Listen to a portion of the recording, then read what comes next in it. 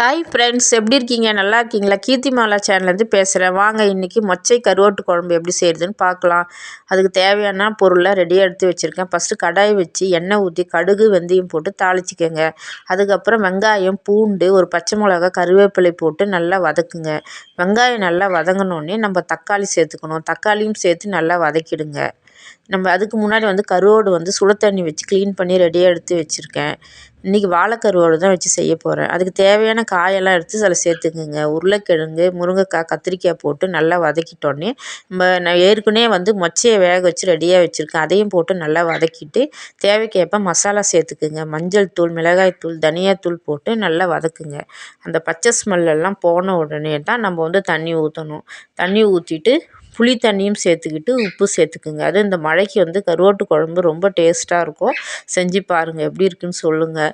First நம்ம நல்லா வதக்கினோடனே ஸ்மெல்லெல்லாம் போயிடும். அதுக்கப்புறம் தண்ணி ஊற்றிட்டு புளி தண்ணி சேர்த்து உப்பு போட்டு மூடி வச்சுருங்க. காரம் உப்பெல்லாம் கரெக்டாக இருக்கான்னு பார்த்துட்டு மூடி வச்சிட்டோடனே நல்லா திக்கானோடனே கருவாடு சேர்த்துக்குங்க.